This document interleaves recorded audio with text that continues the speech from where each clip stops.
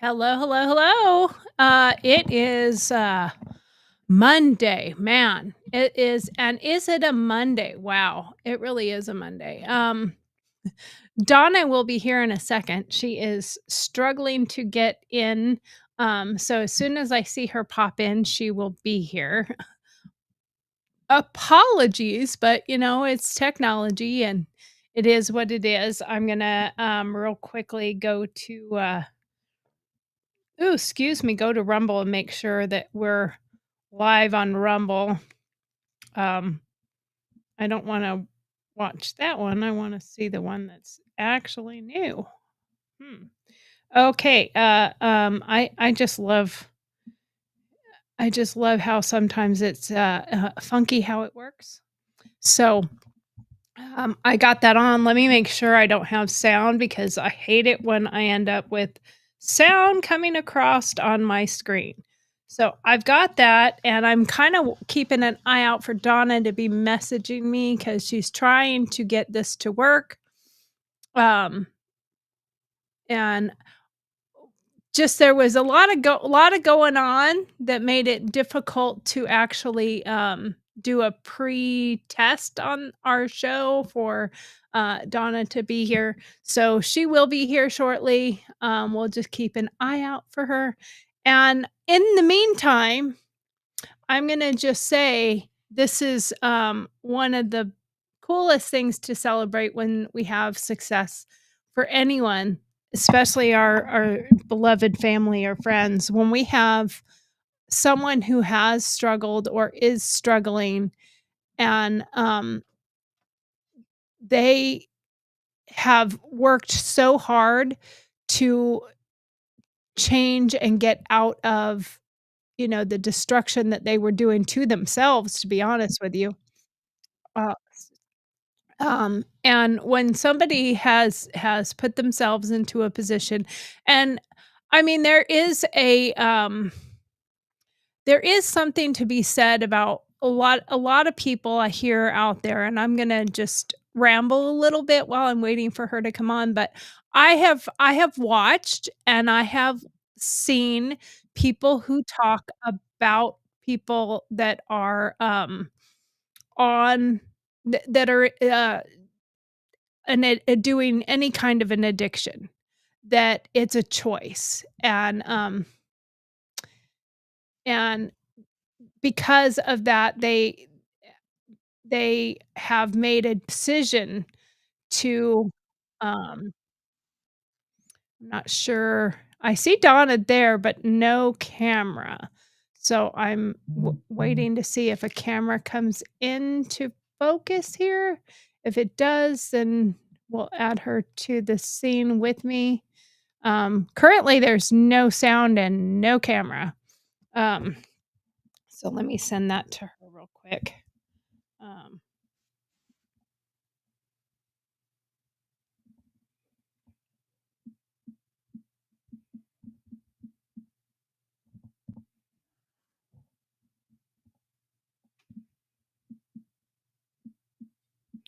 Sorry about that, real quick. She's here, but it says no camera, no sound.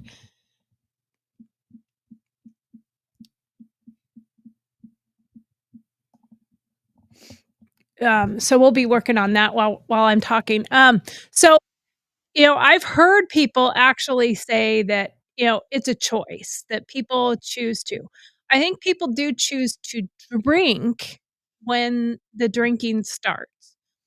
However, quite often, I think when it gets to a point where it becomes an addiction, they didn't even know they already were an addict. That's my personal feeling. And then when it becomes an issue where family and friends are trying to get you to stop drinking, um, I think sometimes then we end up with people that just are very insecure. They don't think that they have a problem, um, and it's sad, but it's a factor. It is definitely a factor. Um and it's shame. It's a shame, absolute shame, when they can't recognize that they have a problem, and, I I know there's familial aspects of it too, when you have someone who is an addict that was your family, direct family, and you grew up that way, where drinking is just a part of the thing, um, and you have people who choose drinking because of something else that has happened to them, and I don't know that I don't know that anyone ever chooses to become an addict. That's the part that's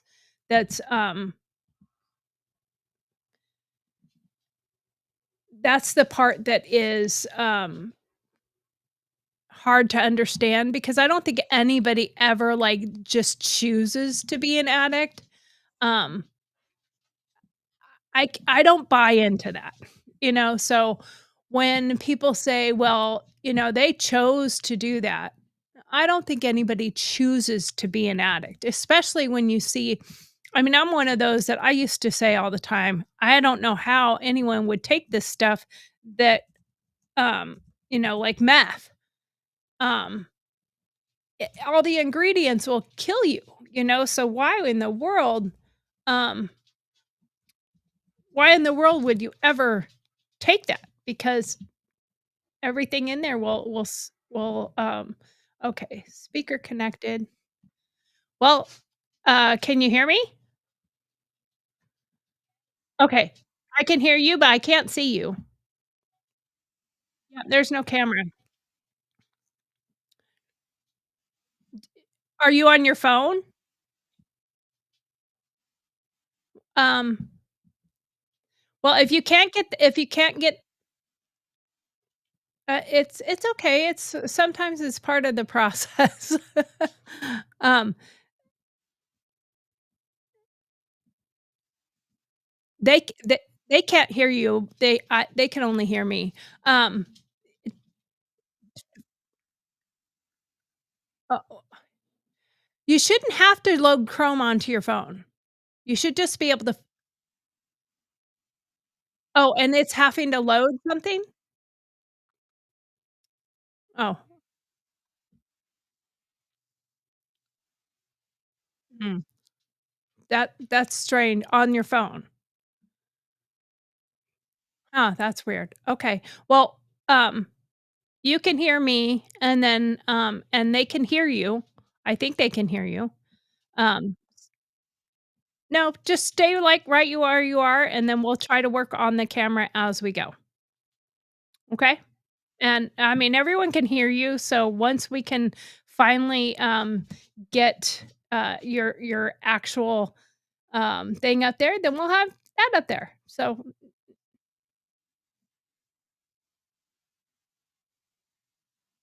oh, right.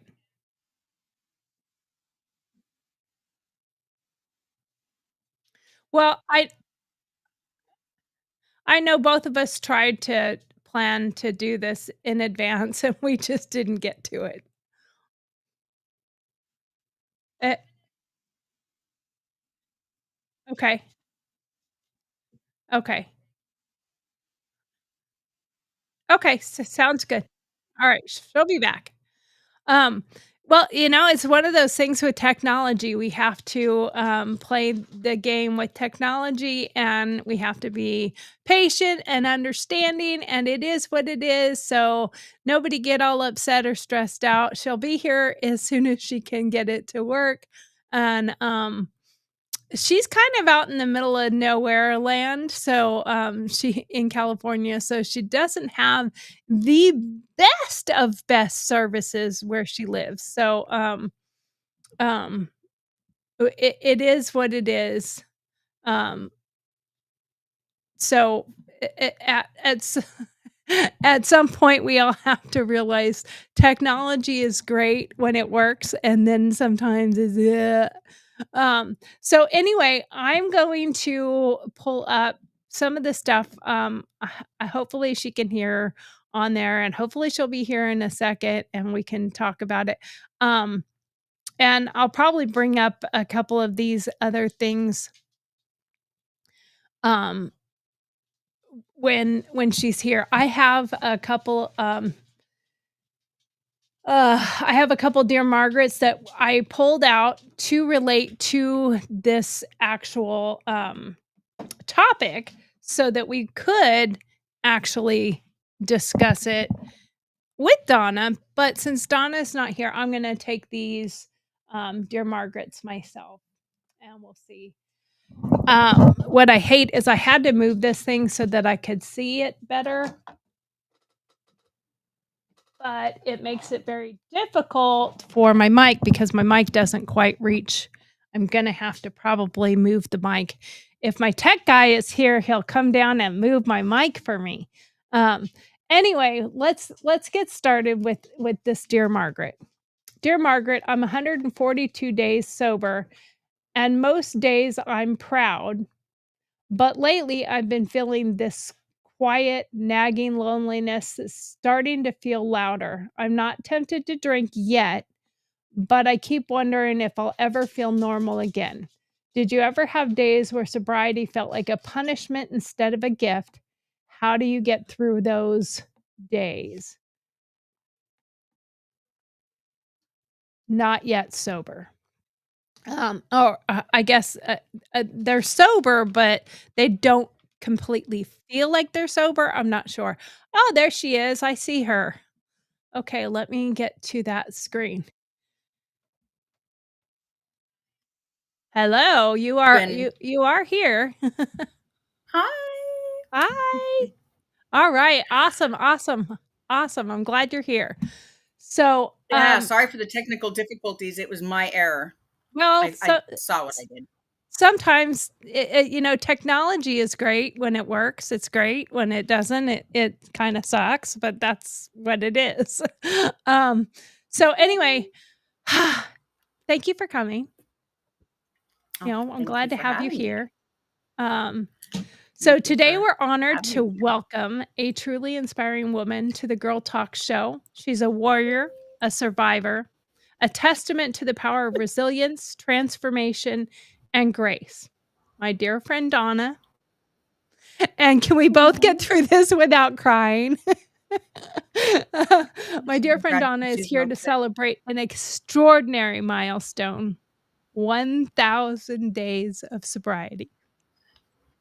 Yeah, 1,000 days being alcohol free, and when I say alcohol free, I'm also talking about I continue to try to utilize the products that I have that have no alcohol.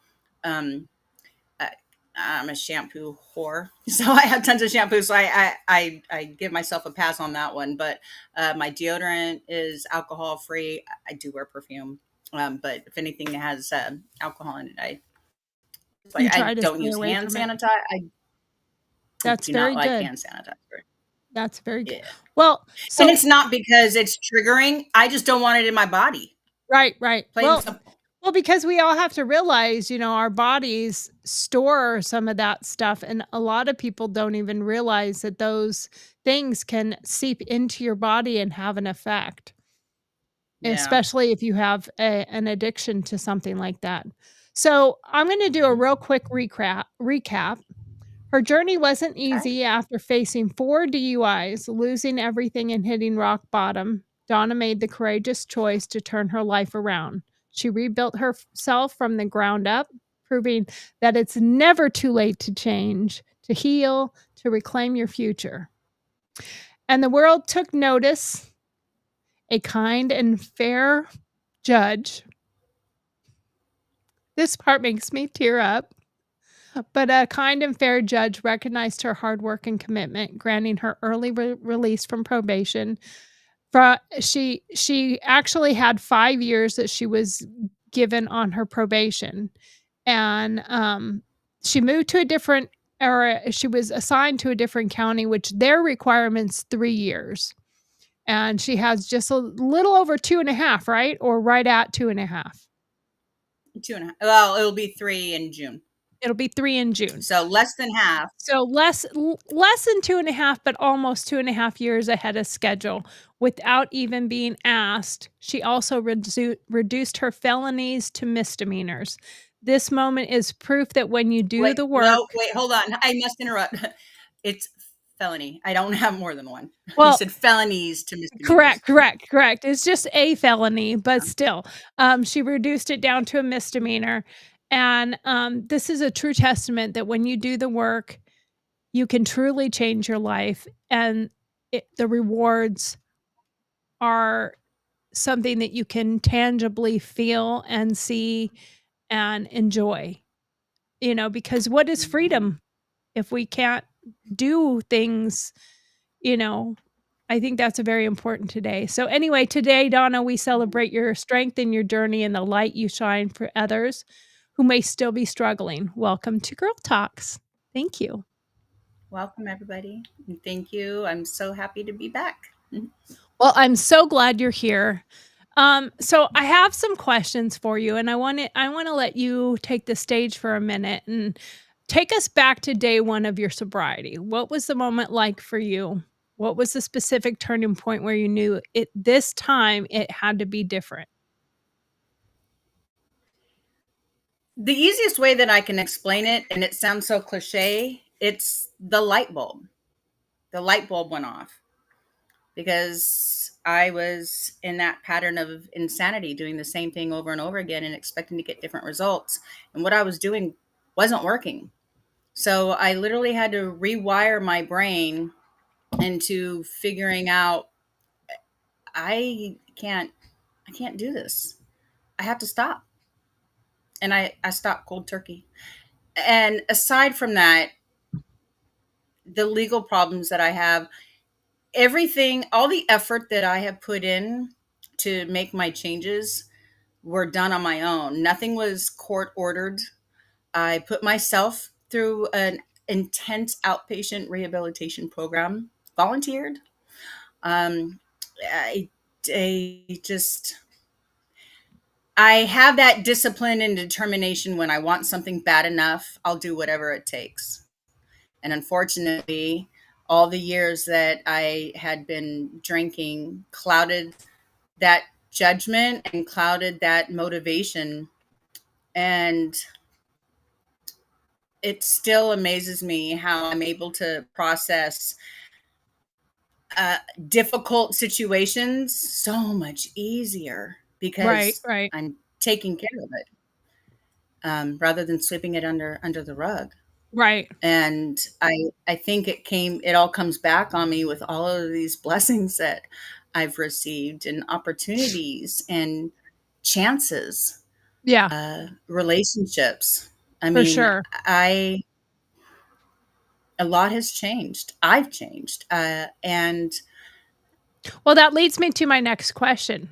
When you look at the mhm, person you were then versus the person sitting here today, what do you see? as more time goes by, that person is almost unrecognizable. So if you could go back and tell her anything, what would you say?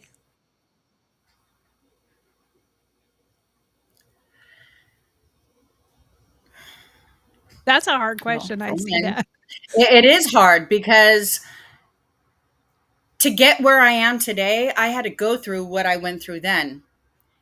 I Right, like and who I would I think have that most of become. the things that you would go back and tell her, your family tried to I tell don't her. know.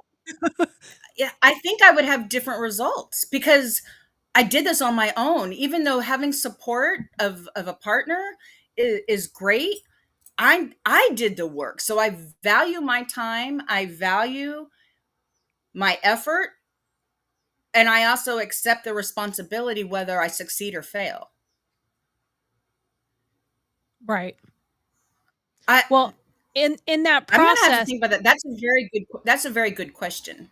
it is because, And part of me thinks that, yeah. like, any answer that you could have would pretty much be all the things that people tried to tell her themselves, like your family, everyone probably tried to say what you would go back and tell her.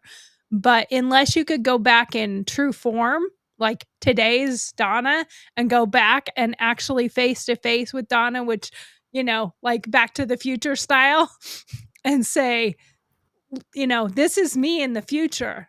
This is, you're going to have to I go wish through we this. all had that. I wish we all had that magic ball Yeah. to see what is ahead of us. It it would it would be Unfortunately, nice we in don't. some yeah, it would be nice in some ways, but some ways I think, a lot of us, um, a lot of the struggles we've all been through, I don't know that I've seen those posts on Facebook and stuff that say red door, blue door, pick one. Mhm. Red door, you get to go back and you can change, you know everything that's happened, but you can go back and start over and change your past. Blue door, you get $10 million or something. I take the blue door. I'll take the money to give a better life now because I would not go back and change any of the things that I did, even the hard things I did, because it's gotten me to where I am today. It's made me the strong person I am today. And I wouldn't go back and get rid of my children for any of the pain I would have taken away from myself. I feel that that would be a very selfish response. So for that reason, I would take the money now and I wouldn't go back and change any of the pain that I went through. I mean, I would love to change the pain any of my children went through, but in order for me to Right. become who I am, I would take the money because now I have the knowledge of how to better manage it as well as right? the other decisions. I would. I probably would do Well, that and when too. the bad decisions start, you're probably not going to listen to anybody, including yourself. We So all then you'd make all the self-sabotage. same mistakes and you'd be broke. Yeah. Well, everybody has a tendency to self-sabotage. Exactly, You know, exactly. I was just doing it in a 10 times denominated multi 10 to the square route more. Right, I, exactly. I definitely Well, I self-sabotage. know in the process of what you went through, you lost everything, your freedom. You didn't do a ton of jail time, right? How long did you have to go to jail?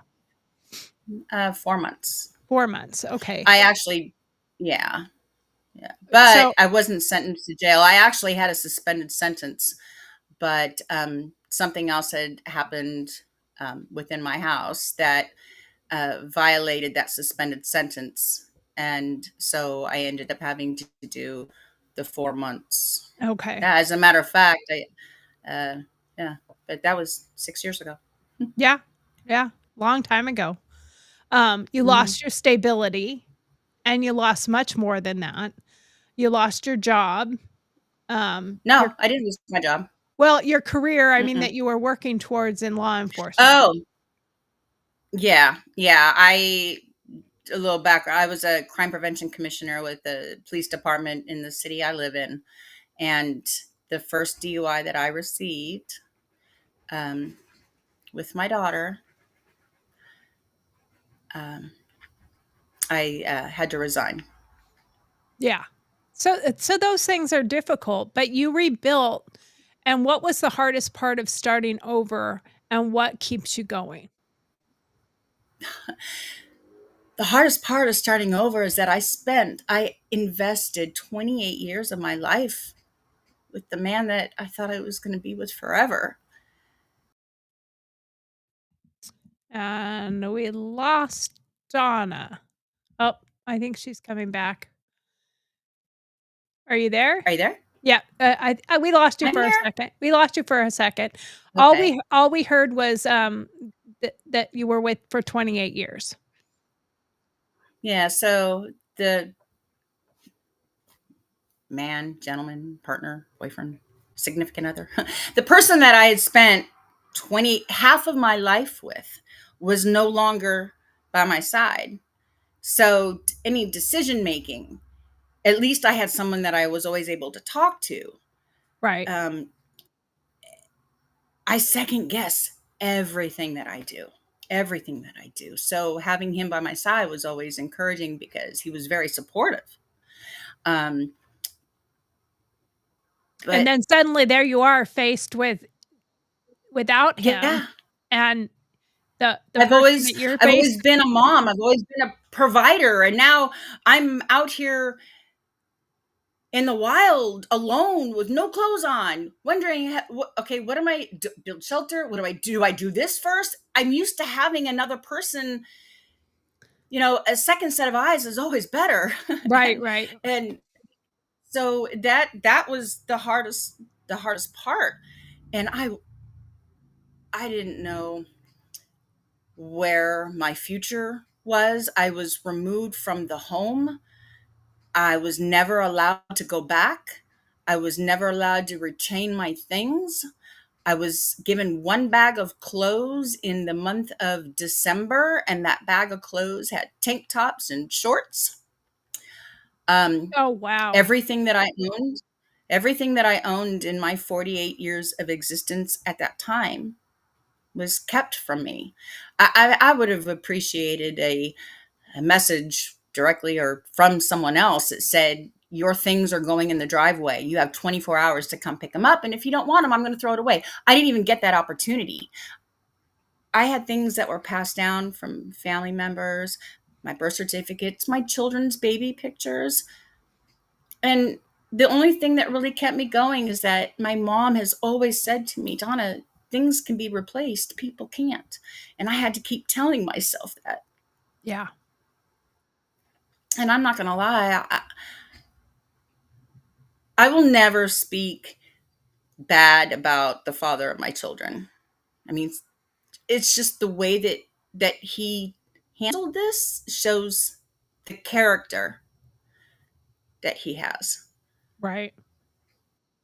Well, I mean, I can imagine he was struggling also with the anger, because I think at that point he was just driven by the anger rather than empathy or care or concern anymore. Oh, probably so, because I've got stories of all of the incredible. He tried to save me, not once, twice, three, four, five. He tried, and And I imagine it, his it feeling didn't like work for him. failing, And especially because we both know what it feels like to try to save someone and fail. Um, it turns to anger. It definitely turns to anger and, um, anger and guilt. I think a lot of people don't understand how much guilt drives your behavior or your responses. Guilt and, anger can drive those responses that you give, which I'm sure was a part of his response was guilt and oh, anger. I'm sure he was tired of it, tired of going through it, and I don't blame him. But see, on the flip side of this, and I'm very optimistic, and I always try to see that silver lining. And for me, I mean, I can't be mad at the choices that were made for him. That's his story. That's the chapter of his life. That's what he needed to do to protect his peace. I get it.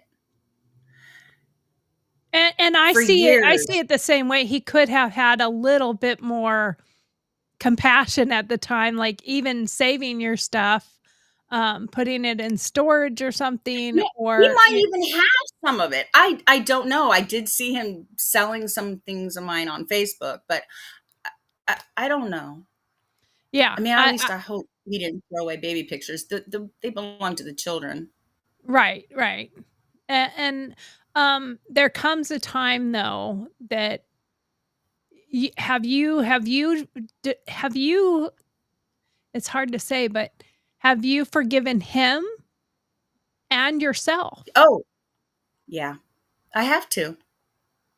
I can't hold a grudge because I understand that he needed to do what he needed to do. The way he did it, I don't agree. It could have been handled a lot more delicately. Right.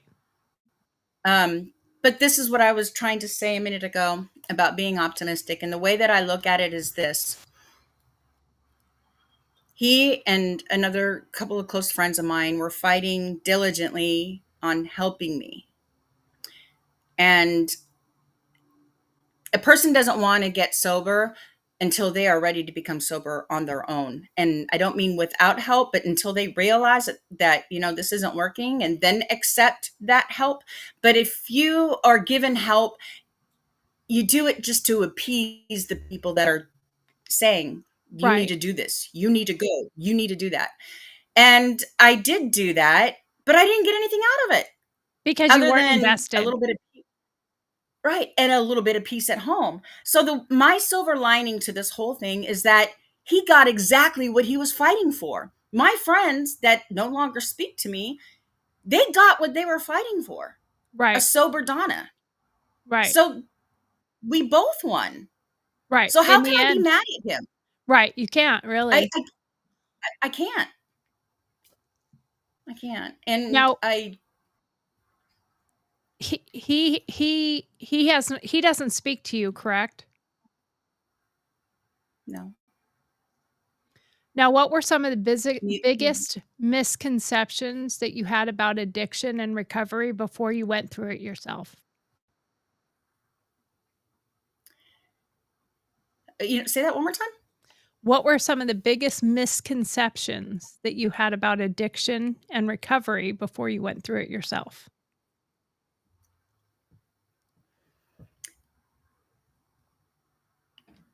I think that oftentimes people, when you talk about sobriety or an addiction, it's automatically assumed like what you see on TV on intervention. Right. And I'm going to say this, and I could have backlash, but I'm being honest. I don't think I was that bad.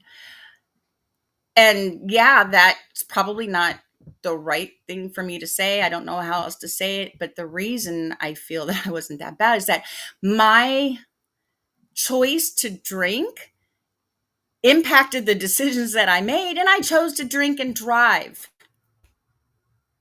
which created a whole shitstorm of legal troubles that I no longer have. And so the misconception is that when I was being diagnosed by the people that were the closest to me, you have to go to detox. You have to. I wasn't that kind of an alcoholic. Right. It's just so the Well, and I think there's misconception d is I unless think you there go is through it, you really don't know. Hmm? yeah, I think there's different levels, you're right. Um, some that are so consumed with it that they can't step away from it at all, and you can have the misguided feeling in some way that you weren't as bad as they thought you were, or that you weren't as bad as others, 'cause all different people with addiction have, I think, different levels of addiction, but it's still addiction, and some I mean, there's a reason why we have the terms like functioning alcoholic. I think I would probably check that box. I think that's probably what I was because I didn't lose my job. Um, I was able to maintain, other than just starting to get sloppy with talking, uh, doing But it was things that I affecting would but it never have was done sober. but it was affecting your decision-making process because after 1 DUI, Yeah. you still drove again. After 2 DUIs, you still drove again. After 3 DUIs, you still drove again, and then it took 4 DUIs before you really, really took that concept that, "Maybe I have a problem." And, but people have those problems, and that's what people don't understand too is addiction, we look at it only as alcohol or drugs. And there's addiction in so many different ways. There's people that have an addiction to the gym and working out too much. There's people that have an addiction Mhm. to gambling. There's people who have addiction to food. There's people who have addiction to drugs and alcohol, of course, but there are people that have addictions in so many different realms, that addiction can touch people in so many different ways. And to label it just like one thing, it's only drugs or alcohol, because that's the main focus everybody looks at, is drugs and alcohol, because they can destroy your body so quickly. But at the same time, like sugar is just as addictive as heroin. I mean, that was just came out on a recent study that sugar is as addicted as heroin. So just heroin does it faster. Yeah. Well, yeah, yeah, it's I in a lot of recovery programs, one of the questions that are often asked is, what was your drug of choice? And immediately I'm like, I don't do drugs. And they, the counselor was immediately correct. Well, alcohol is a drug. I'm like, okay, well, I guess I did alcohol. I didn't like that. I mean, everybody has a different Well, experience a and handles things different. and I can see your visceral reaction to that, because, it's putting labels on people. A addict, and most people, when you go addict, you think drugs. And sure, alcohol is a drug, but so is Yeah. sugar. Sugar's a drug. In a essence, Mhm. if you look at it the same way. And none of us wanna have those labels put on us as to, you know, that is who you are, because that is not who you are. It's what you Right. did, not who you are. And there's a difference, I think, a huge difference. And people need to recognize that there's a difference between what you did and who you are, because there are two different things there. Yeah. You know, one of the things I was actually just thinking about in the last couple of days is, in the attempts of the father of my children, in his attempts of trying to help me, there were often times during my worst moments that he would record them. So he has video of me at my not so best, and I would, I, I wish I could see them. I was gonna You say, know, would you like to see those, or does that make you yeah. uncomfortable? Oh, very much so. Very. I want to see. I want to see what he was looking at, what my daughter was looking at. Right, because, it might change a little bit about how you feel about whether, it's easy for you to say, "I wasn't that bad," because you don't remember what, and you didn't see necessarily what they were seeing. You see what you. Well, yeah, and I was aware of what he was doing, but I didn't care. Right. I Most of the didn't time, care. they We don't. had such a Yeah. Well, our relationship had become so toxic. Right. I had become unhappy. He had become unhappy. I think I can't speak for him, but there were signs that we were going separate directions, obviously, and I but I did try to reach out to him once. I owe him a lot. My daughter a lot too. It was maybe a 3-minute phone call, if that. I wasn't able to say much to him because he was doing most of the talking, and what he was saying, I don't even.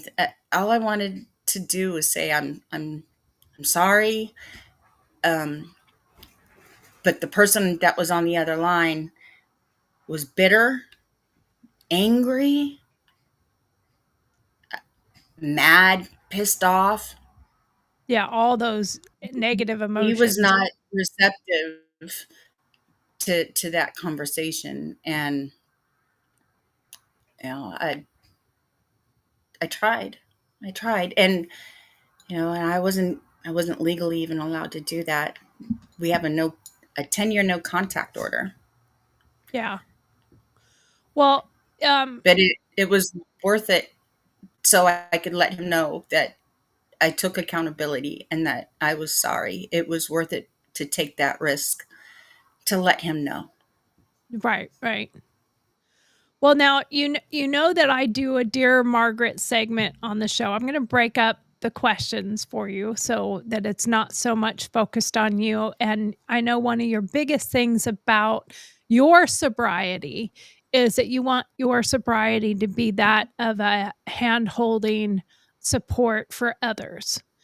And Oh, you want to give back to others. So I have been saving these. I get all my Dear Margarets sent to me, and I've been saving up a couple of them that had to do with excuse me, with sobriety for when you were on the show. So I'm going to read our Dear Margarets real quick, and then I would love it if you would join in. Mainly you answer these, but I'll give my 2 cents worth too, but mainly you answer okay. these.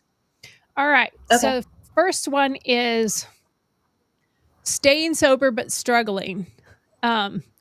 And it's Dear Margaret, I'm 42 days sober, and most days I'm proud, but lately I've been feeling this quiet, nagging loneliness that started to feel louder. I'm not tempted to drink yet, but I keep wondering if I'll ever feel normal again. Did you ever have days where sobriety felt like a punishment instead of a gift? And how did you get through those days? Signed, Struggling. Oh, I think you struggling. That was a very, very detailed question, and congratulations on the the amount of days you have sober so far. Um, but sobriety, until you realize that life is better when you can make better decisions, cutting out alcohol will help that. Alcohol is a depressant. So you're going to feel like this for a very long time. And if you're sick and tired of feeling like that, then you've got to get up and make that change because what you're doing isn't working. If you want to be depressed, keep drinking. You Right. want to lose your life, keep drinking. You want to feel better, it's going to get worse before it gets better because when, in my experience, I have to deal with emotions. I can't go to another substance to help erase the pain that I was keeping inside. I have to self diagnose what that pain is. How do I fix it? And drinking alcohol, all you're doing is sprinkling um, carpet fresh on your carpet. You're not cleaning the carpet, you're just masking the smell.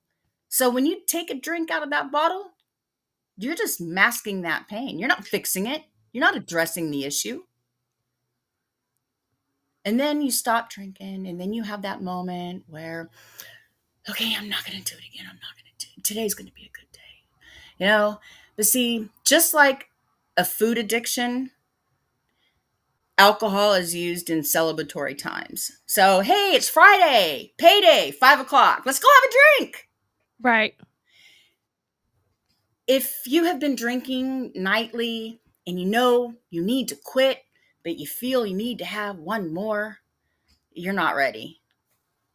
You're not ready. You got to talk yourself out of it. And Find that something to one do. and for most people in addiction, that one more doesn't stop at one more. That's part of the Oh, problem. that one more could be the, yes, that one more could be the catapult That one more is just the to, one that leads to 10. exactly. Oh, I have the light coming in my eyes, so it's All kind right, of, so the next question is from I they don't put their names, of course. They're signed anonymously. Dear Margaret, my family keeps dropping hints or not so subtle comments that I need to stop drinking. I get it. I know I've had some rough moments, but it's not like I'm blacking out every night. I still have a job, a house, and I show up for my kids. Why can't people just let me handle it my way? Do I really need to stop completely? Signed, Not Ready to Quit. Not ready to quit. Well, I think you just really identified what the problem is that alcohol clouds your judgment. So how do you know what you're doing? Right. Your your friends and family love you enough to let you know that what they are seeing isn't normal. It's not healthy, it's not good, yeah. Correct. Correct.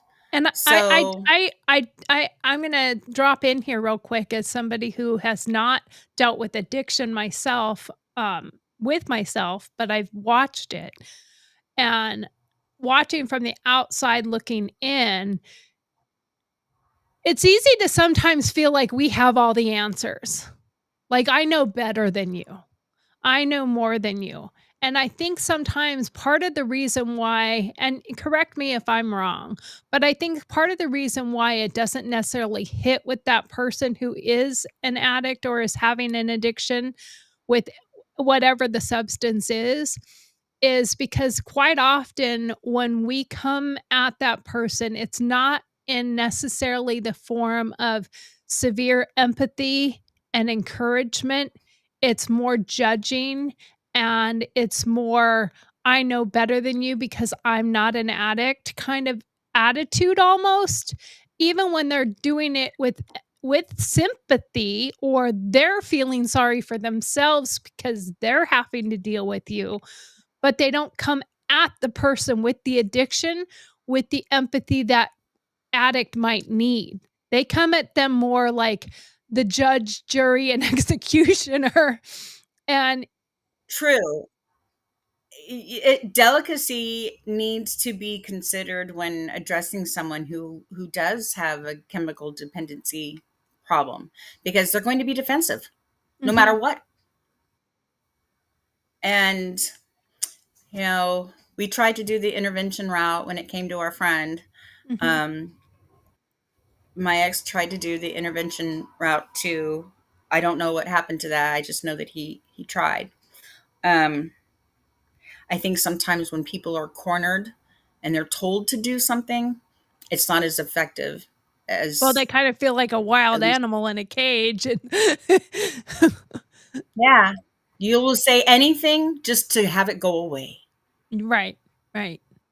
It doesn't address the problem. Well, So, and if you feel cornered like that and you feel that the people around you are judging and they're putting their desires on you and making you feel a certain way instead of, I think there's different ways of handling it, and I think quite often the people that aren't the addict, I have learned a lot from being not such a silent observer, you know, being your friend, I can see different sides of it now, totally different. Um, and how the conversation needs to come up is, I think a lot of times the feeling part of it doesn't come into the conversation. It's a pointing fingers you situation. You need to stop drinking. You're drinking too much. I don't like when you're drinking. I don't like how you act when you're drinking. You, and pointing fingers where I think sometimes it might be more effective if it came across with the person that says, "Hey, I've been I've been noticing how I'm feeling lately, and you know, there's a way I think you can handle it without doing so much of the finger pointing and so much of the you, and possibly that could help. It doesn't mean it would actually go anywhere because we know until you're ready to see it yourself and you're ready to get the help, you're really not going to. But I think there is a right. Well, think about the reason why and how. And actually, I need to recant that why part because my counselor says you will never know the why. But right. what I think when it gets to the point of you're even questioning yourself, the first thing you can't, you don't know what to do. You can't recognize it because your judgment is clouded. Mhm. And in my opinion, anybody who becomes addicted to any kind of substance, they're doing it because they have some kind of trauma in their past, Right. whether any trauma. There's something that's down deep inside a person's psyche that when chemicals of euphoria, that dopamine kicks in and just changes, and it makes a person feel different. Um, and if you have outside, or if a person, I shouldn't say you, if a person has outside members mentioning, hey, I kind of don't like it when you do this. Well, for one, again, defenses, and two, denial. I don't have a Right. problem. If you don't like my attitude, you got the problem. Yeah. That sounds like a you Um, problem, not a me problem. exactly. I And know that's going to we create heard that more. one a number of times with Kristen. It's a you problem, not a Yeah, me problem. yeah, yeah. So the first step, I mean, trust me, I I was never a drinker. I was a social drinker during high school, big deal. But through adulthood, I was not a drinker.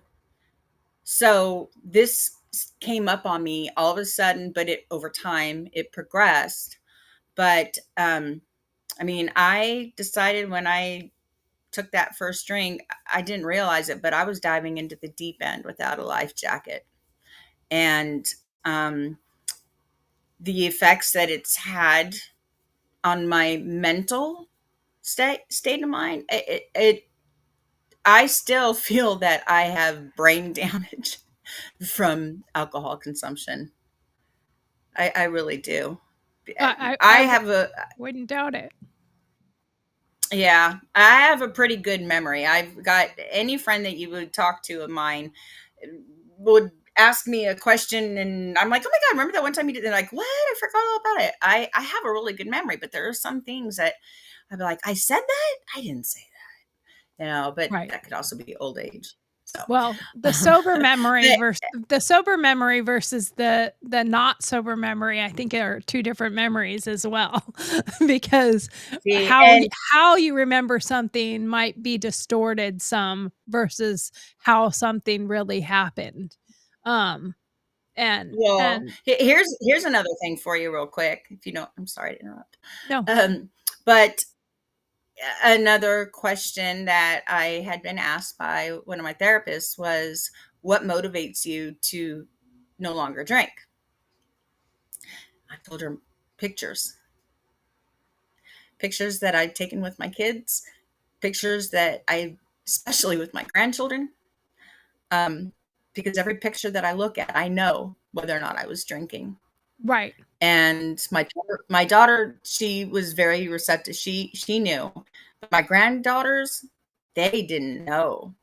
And so when I look at a picture of me and the girls, and I know that I had been drinking that day, I get so angry at myself because that is a memory for them. right.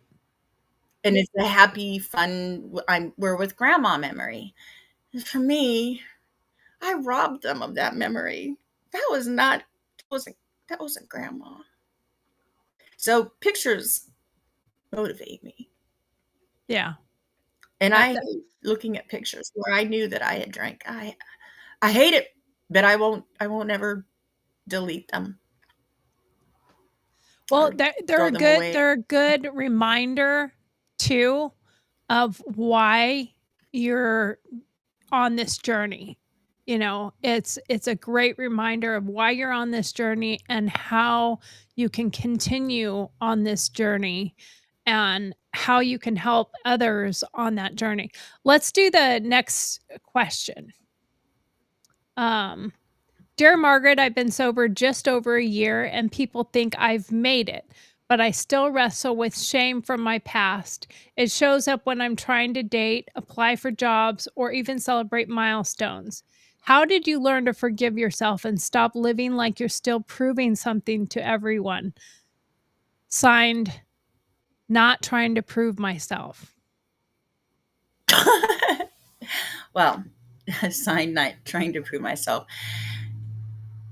Another thing that I was taught in therapy is that when a person chooses to eliminate their substance of choice from their life, you must, oh, I shouldn't say must. I have to be very careful how I speak. It is suggested and advised to take a year off from any relationship and focus on yourself. It shouldn't matter about your past if you're trying to date someone, because that year that you take off for yourself, you will evolve, you will grow, and you will see things so differently a year later. So I say space and grace.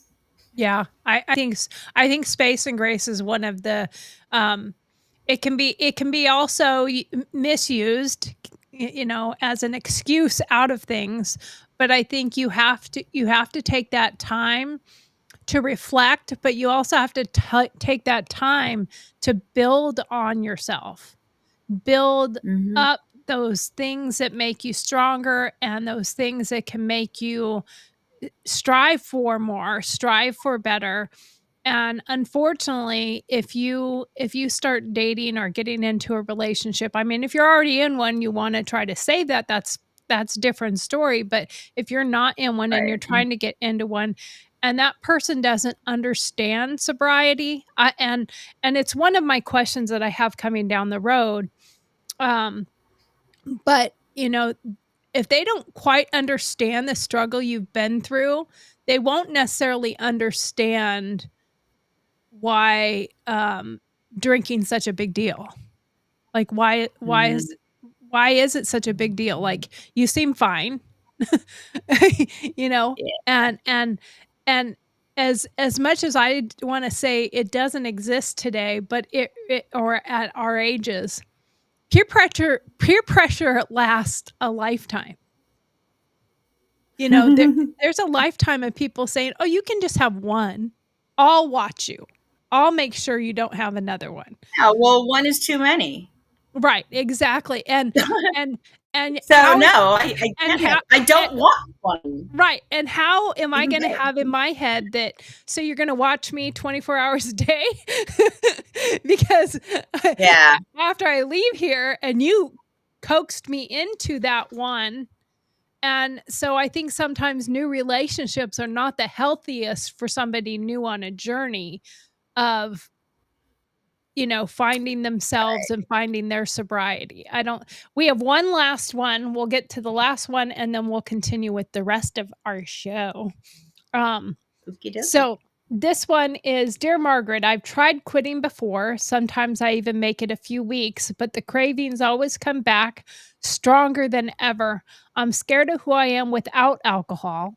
And honestly, I don't know if I'm strong enough to face everything it's helped me to numb. How do I even start to believe that sobriety won't break me? Oh, wow, that's a good one. Still Well, tossing first them, of all, if you're and the if signature on oh, this I'm one sorry. Go was still tossing them back. ahead. Well, first of all, if you are so afraid of what it's going to be like to wait, okay, so go. There was a couple of comments there, and now I lost track. She said that she was afraid to be Uh, sober. Wait. yeah, I'll read it one more time just because I think it actually is a really good one because of what it really says. Because I think there's probably a lot of people that are new to realizing that they have a problem or new to addiction. And I think we lost Donna for a second. Well, hopefully she'll come right back. There she is. She's back. Okay, I'm still here. you're You're still there. not. um, Oh, there well, you are. Okay. sometimes people have a different path that they have to take, and for some, this is one of those. Probably everyone has gone through one of these struggles if they've gone through addiction. I've tried quitting before. Sometimes I even make it a few weeks, but the cravings always come back and stronger than ever. I'm scared of who I am without alcohol. So you got to wonder, is she Okay. like That's the life of the party type of person? And honestly, I don't know if I'm strong enough to face everything it's helped me to numb. So obviously there's some emotional things that she uses the drinking to hide. And I don't know if this is a male or female, but how do I even start to believe that sobriety won't break me? well, why not believe it? Right. Why not? And if you are afraid, well, would it? Are you afraid to try? Well, Are you afraid to and win? yeah, and I wanna answer that last part. How do I even start to believe that sobriety won't break you? And when you think about it from a different aspect, it will break you. Yeah. Sobriety will break you. It'll break you out of bad For the habits. better. It'll break you Yes. It'll break you out of using it as a numbing solution. It will break you out of a control. It'll break you out of It'll chains. break you out of the cycle It'll break because it's a you from a vicious cycle. cycle. Exactly. So yeah, the answer to that is, how do I even start to believe that sobriety won't break you? It will break you. It will break all the things down that you really needed to break down, and then you can build back up. That's the most important part. Yeah. I think if somebody is motivated enough to write a Dear Margaret column or submit their question, there is a part of their brain that recognizes their problem, and if they don't know where to turn, therapy can do wonders. Mhm. It doesn't necessarily mean going into a program. You can start with that, but I don't feel that sometimes programs are based on an individual person situation because it's done in group settings, unless, of course, it could be a one-on-one therapy session or, excuse me, program. Um, but all you got to do is try. Well, And you did try a couple of times, and you said that you weren't successful. So think about what it was that made you take that drink again. right. What was that trigger? Yeah, that's what I was gonna People, say. places, and things are triggers. People, places, and things. Mhm. So you have to ask yourself. Another one is halt. Hungry, alone, lonely, tired. You bored? You have nothing else better to do? Grab a bottle of wine. Um, had a bad day at work? Have a beer. Again, like I said with food, sometimes alcohol is factored in as a celebratory thing. It also helps us to forget, and it also damages our Excuse me. liver and relationships and lands you in jail and you make stupid decisions, tears families apart, kills people, kills yourself. Now, So do you believe somebody who drinks alone is an alcoholic just in the aspect of I drink alone drink? alone. I've heard that many times that if you're drinking alone. Now I know your drinking alone journey started in a closet. So Literally a closet drinker. Yes. literally. So I think that's an extreme there. But there's quite a few Well, see, people that's but to even have to make that rule and follow it, well, if I drink alone, I'm not okay. Well, if you're even asking yourself that, is there a problem? right. I mean, there are some people who are I've been around it all my life where a man, runs a warehouse all day and he's just dealing with stuff and just wants to have a cold beer on the way home. Right, right. Harm in that, but it's illegal to drink and drive. Yeah. So, the And is he really stopping at that bar and having just one? or does he stop at that Yeah. bar Or and just have stop at 7 one Eleven and grab a or tall grab a can, 6-pack? And is his one drinking that whole 6-pack or 12-pack? Recognize this hat? No. Actually, your side of the screen is frozen, so Oh, I great. you don't have a hat on in the picture that I see. Not yet. Oh, wait. Are you showing me something? Am I not on your screen? Is it? You're frozen. Oh, you might have to refresh your screen. I don't know. I'm not touching it. Yeah. Hey, at least I can hear you and they can see me. So I'm frozen on your side, but as long as you can still hear me, it's okay. That was Kristen's Kentucky Derby hat, by the way. Aw, Um, that's so nice. well, I mean, I've heard that saying before, many times. I mean, even when I was a Which one's kid, that? that if they drink alone, that's an alcoholic, and that's not necessarily true because some people can just go home and say, "I've had a long day," and have a beer, and then go eat their dinner and watch TV and go to bed. But I think that if it's a habitual thing, then you might have to look at that part of it. I know when I was a kid, I heard things like anyone who drinks beers or has a beer every day is an alcoholic. And and Again, misconception. and that is a misconception. And I mean, I took it to the extreme because I was in school and I was being influenced by the powers that be that tell me that if anyone drinks every single day, they're an alcoholic. And I noticed that my dad had a beer at the end of the day, pretty much every single day, at the end of the day, my dad would have a beer. And whoever was still I in the still don't shop understand why. and whoever was in the shop, he'd pop a beer with them. I was a beer runner quite often, and I would go grab the beers for them and open them because I thought it was fun. And then being influenced at school that this is a sign of alcoholism. So Donna knows my dad was a race car driver, and we would load up the truck and trailer and go to the races. And my dad never paid for beer. My dad was usually the one who supplied the beer at the races because he had a deal with Budweiser distribution center right down the street there on Shop Street. And they had a deal that if their trucks broke down wherever they were, my dad got whatever was in it and he did the repair work for free.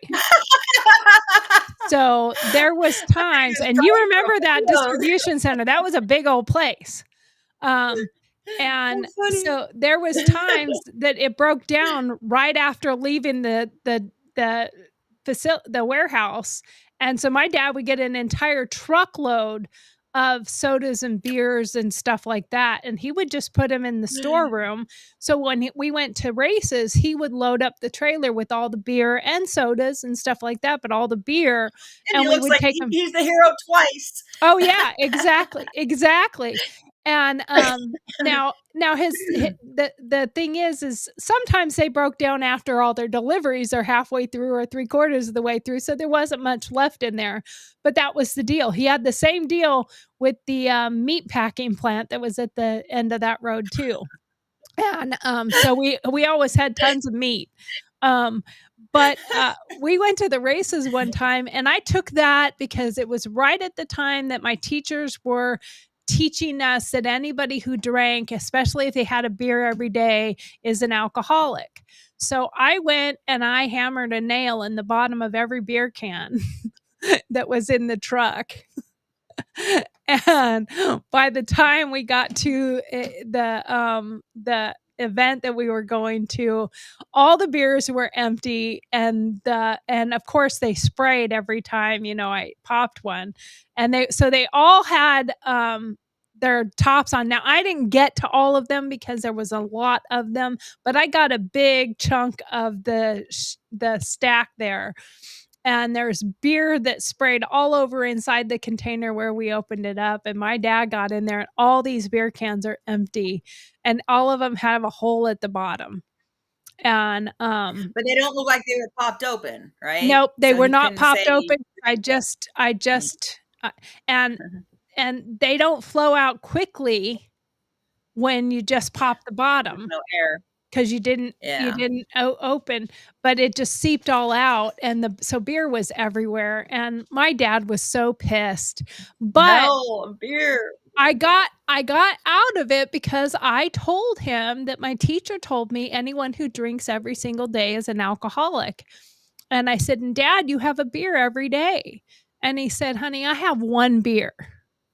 I don't ever drink more than at the most, I will drink maybe 2 or 3 beers at the very, very most, and it's rare that I drink more than 2 beers ever. And he's like, "Have you ever seen me drunk?" And I'm like, "Actually, no, I've never seen you drunk, so I don't really know what that part's like."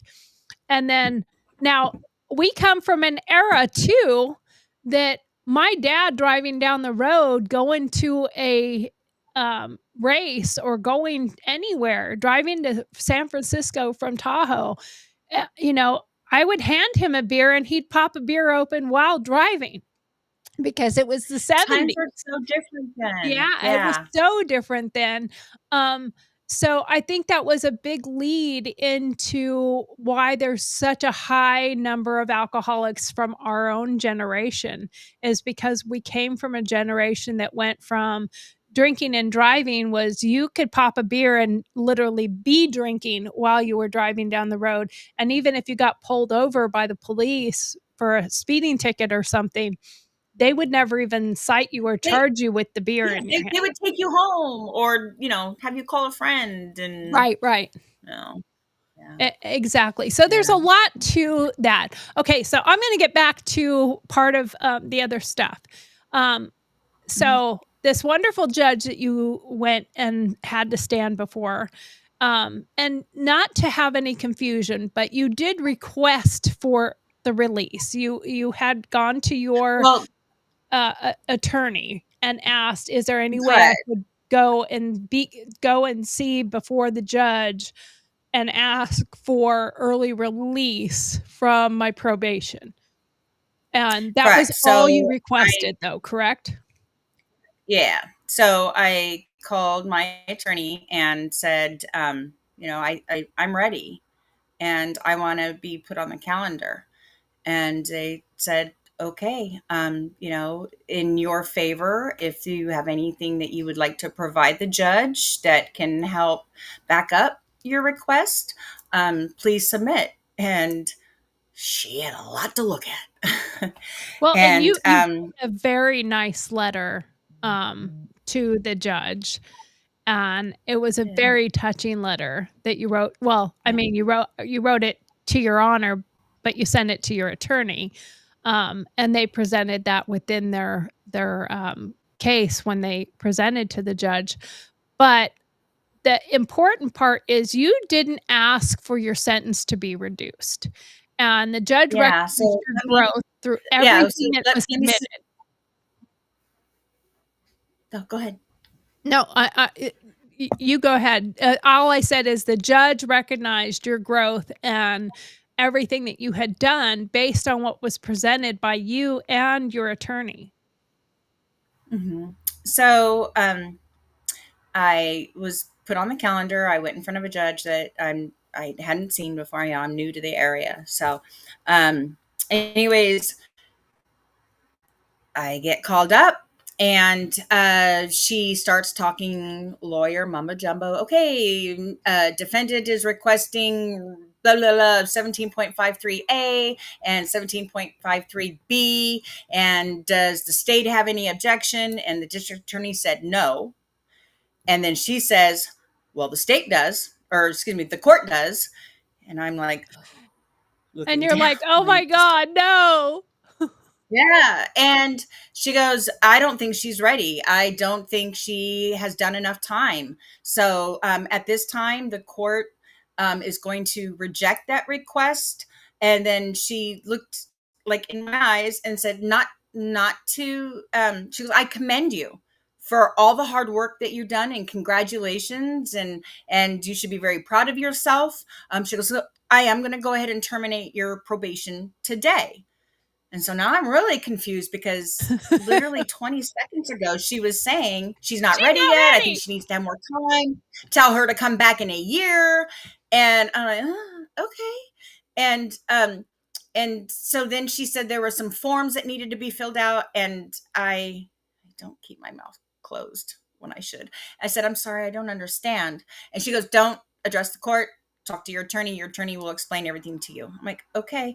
And she's like, okay, Miss Wilson, congratulations on your sobriety. You've done an amazing job. Best of luck to you, and come back and see me in a year. Now, I'm really confused because why am I coming back in a year? Right. I don't, and so I walked out and I sat down on the bench in the hallway for the last time. Well, no, I have one more time because I'm going back. Right. And I'm looking at my attorney and I said, what? I'm confused. What was it that she was denying? And he goes, your expungement. I said, my expungement. I'm sorry, this sends my eyes. I said, I wasn't asking to have, I'm not ready. It's too soon. I would never come to the court and ask to have this case. That would be greedy. And no, and he goes, well, that's okay because you got the two other things that you asked for. And And I'm you were like, I wait a asked minute, for, I only asked for I asked early for release. one. Yes. And he goes, oh, well, he goes, obviously our office did for you. Um, she also moved you from a felony to a misdemeanor. Which is And unheard of and without I asking. I started to cry, Yeah. and people are walking by, and I'm like, are you serious? You're telling me not only is she terminating my probation, but I, I said, I looked at him. See, I'm getting emotional now. I looked at him. I said, see, this is what happens. Get your shit together, and good things happen.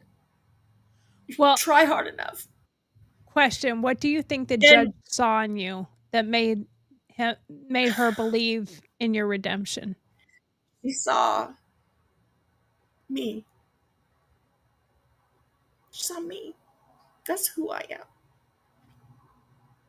I regret everything that I did that hurt people. I took up time. I cost people money.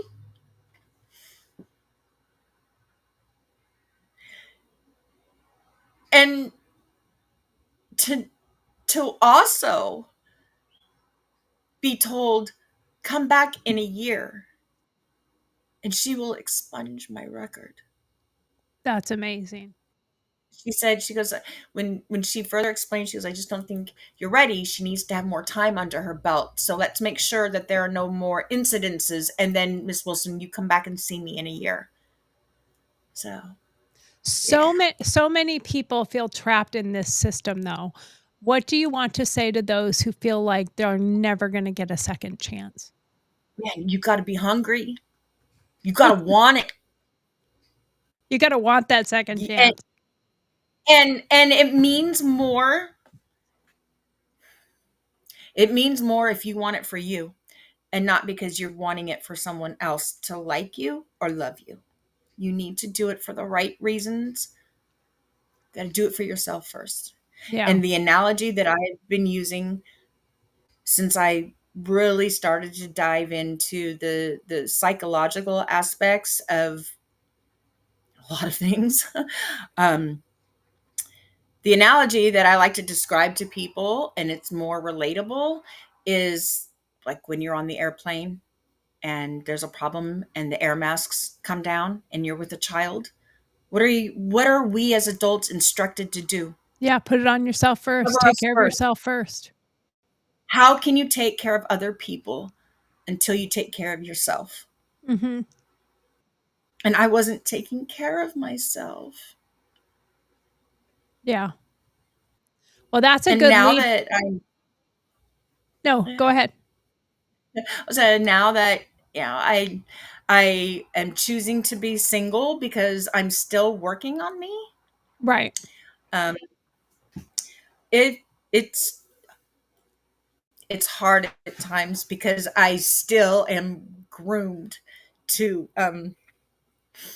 feel like I have the person that I was supposed to be with. Well, I don't know if I should even be saying supposed to be with, because if I was supposed to be with, we'd still be together. But Right. the person I thought that I was going to be with, um, this is, it makes me sad. But, we went to Disneyland not too long ago, and one of my greatest dreams was to everybody all go together. So that's hard, but I'm I'm just a better person. Right. I'm a better person, and sometimes I continue to amaze myself.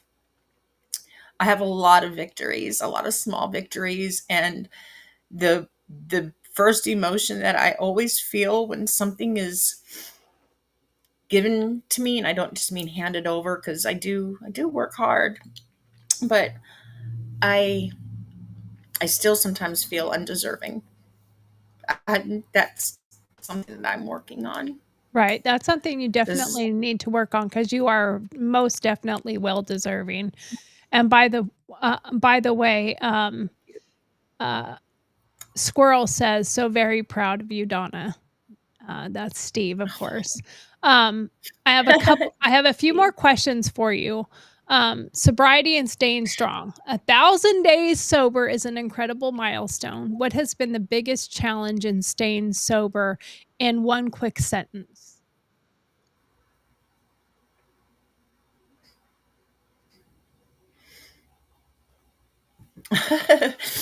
um,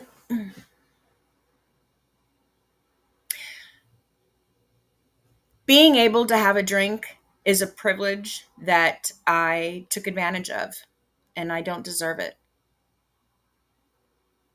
And what I mean by that is just like your license. When you abuse your driving privileges, it gets taken away.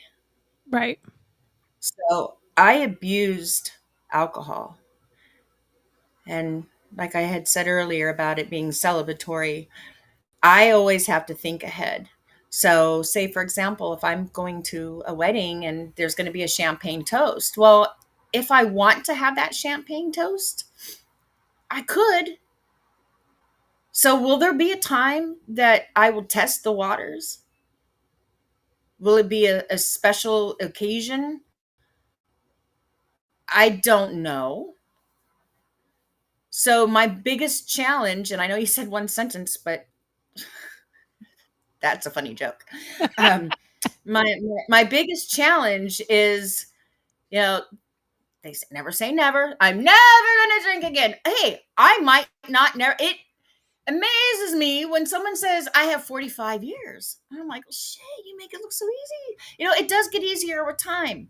But I think to myself, you know what? I I would love to go to Mexico and have some like authentic fajitas, and I love mango margaritas.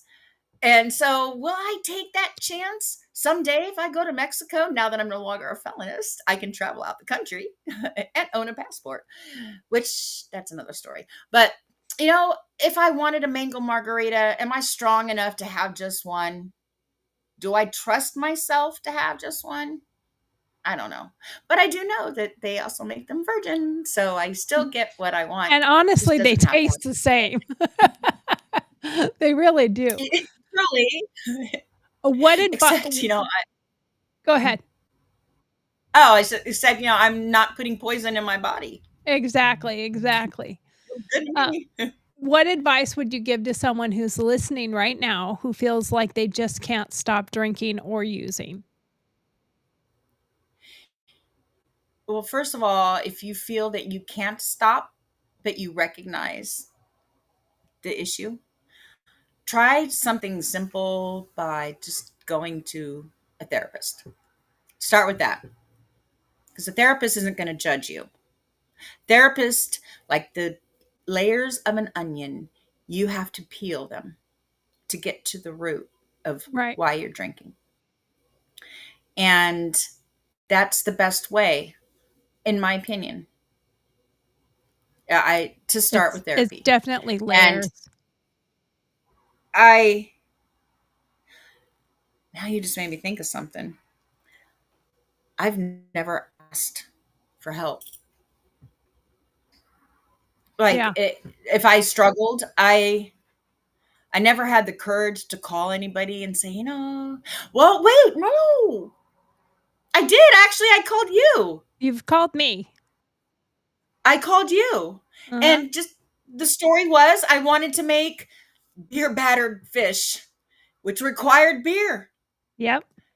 And I struggled. I had a can of Budweiser beer in the grocery basket, and I almost felt ashamed and scared and intimidated and guilty. And I'm like, the beer. So I'm looking up all these recipes on, well, what can I use besides beer? But there's this recipe that we used to make beer battered fish and chips, and it was amazing. And I was craving that so bad.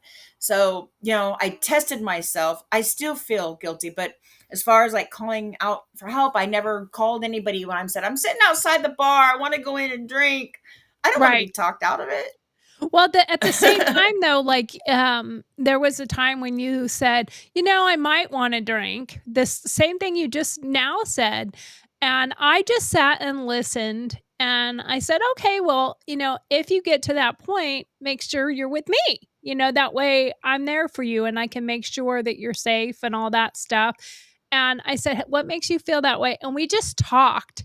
And it was so awesome because we just talked and talked. And by the end of our conversation, you talked yourself out of it and you said, yeah, I Yeah, don't need it's to have like, a drink.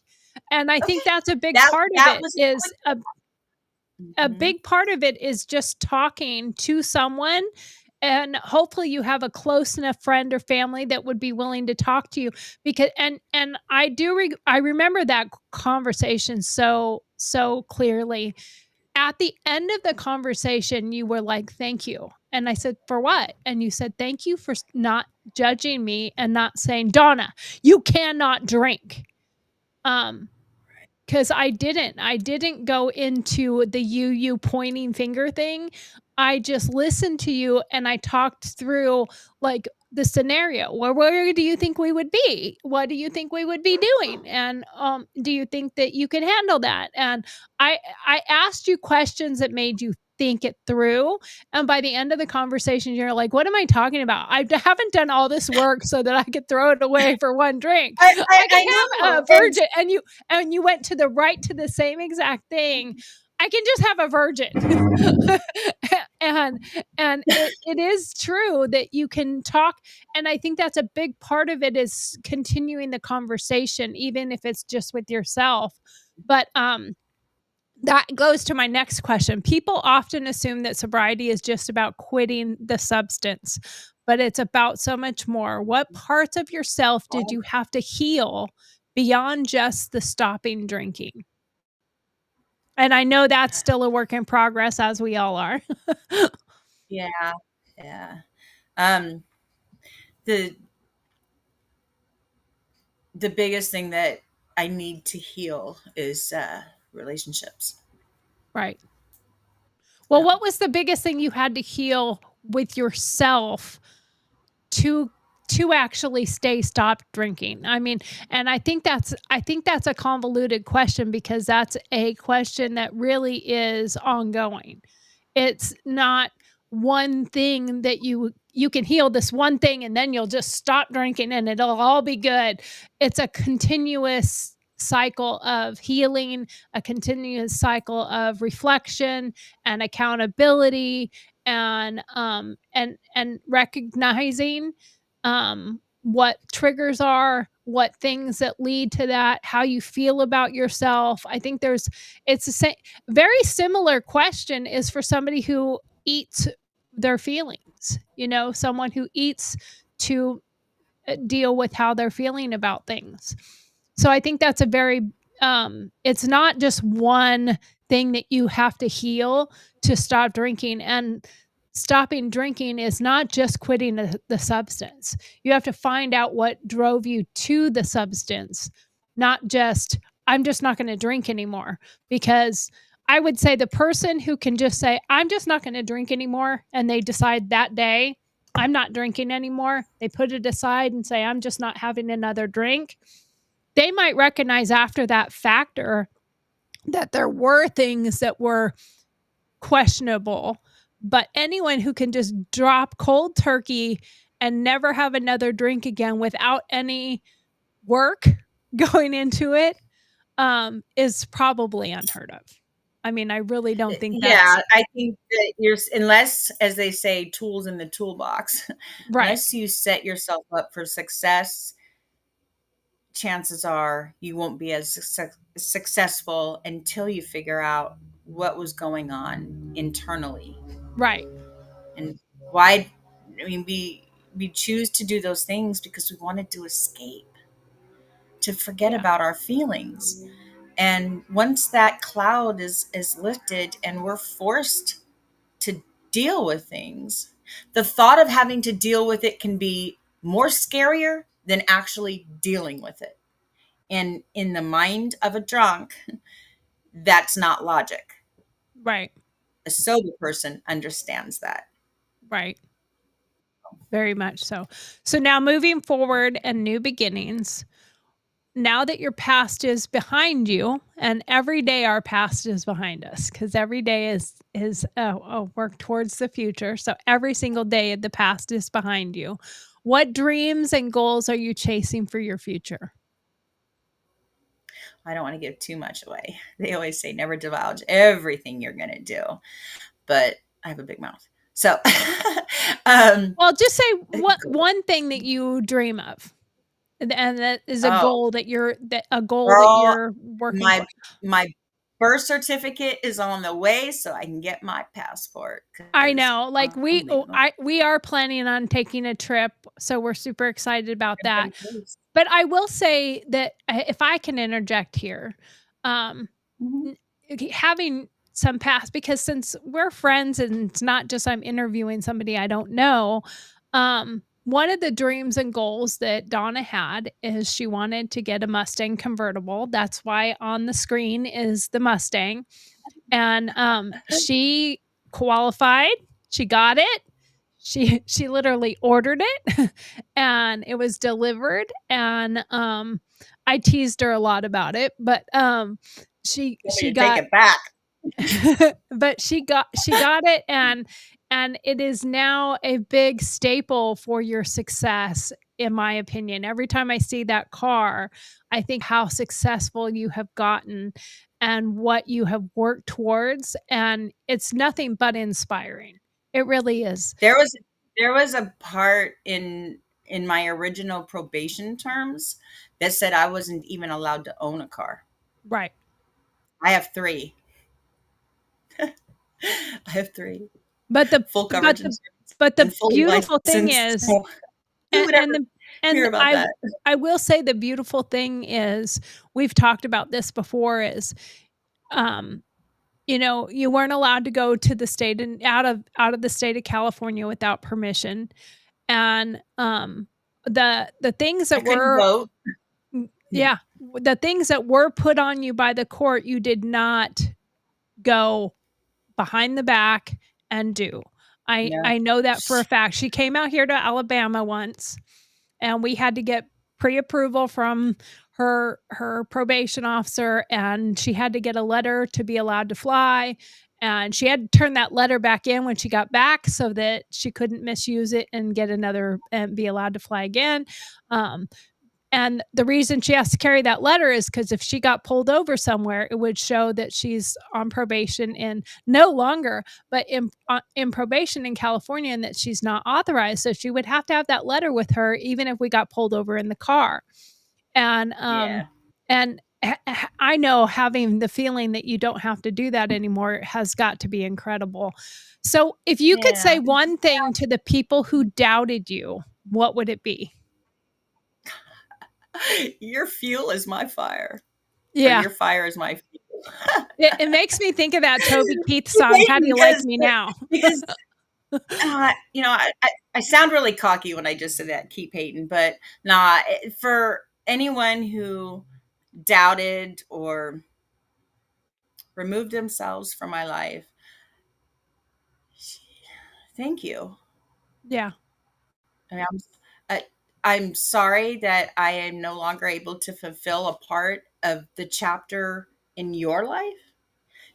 I was removed from yours because you needed to do that to protect your peace. Um, but I'm doing exactly what you had fought for. Right. So thank you. Thank Okay, you. equally so, and if you could say one thing to the people who never gave up on you, what would that be? I love you all so much for not giving up on me. When I didn't have faith in myself, my friends did. And they've always, especially Dory, my boss, the people who knew me for a very long time, always stood by my side. Didn't agree with what I was doing, but being on the side that we were when we were trying to save Kristen, I walked in their shoes by Right. trying to help her. And so I was very conflicted because do I choose to cut my back off of Kristen and let her figure it out on her own? Or do I continue to try to help? We lost her there for a second. She'll be back. Give it a second. Here she is. All right. Her end is I can't force her. She's got to have to figure it out on herself. And that's the survivor's guilt that I have because it Right. didn't work. Right, right. Oh, and So I feel it every single day. I feel it every single day. Um, so for some people listening right now that might be in the middle of their own rock bottom, what's a message that you wanna leave that with them today? And for me, I'm gonna say, look in the mirror, and if you feel like you don't like the person that you see looking back at you, take one step forward. that's exactly what I would have said. It starts with us. And You have to want it. you have to want it. You have to recognize, you have to also accept that there's an issue. Don't be afraid to ask for help. Don't be afraid to seek it on yourself, even if you don't tell anybody. Right, right. I I would probably also suggest maybe tell one person just so you have a little bit of a coach. A Find little that bit of one person. accountability, yeah. Exactly. Because if you were supposed to go to a therapy appointment at 4 o'clock and you're the only one that knows about it, and if you don't go, the only person you're hurting is yourself. Right. But if you've got somebody by your side that is aware that you're going, that's just a little bit of a safety net. So if somebody is struggling and they just don't know where to start with yourself. If you recognize there's a problem, well, And and eliminate. a and I would jump in there also and say, if you're not ready to go to counseling and stuff, believe it or not, there's an awful lot of YouTube channels that talk about addiction and support, and you can find fellowship within a community of people. Be careful where you go because some of them are dangerous and some of them are grifters, but at the same time, go to the ones that have lived it. Listen to stories like Donna's. It's a success story of where she has gone and where she has come and what she has done successfully. And that leads me to this question for you, Donna. If you could sum up your 1,000-day journey in one sentence, what would it be? Time flies.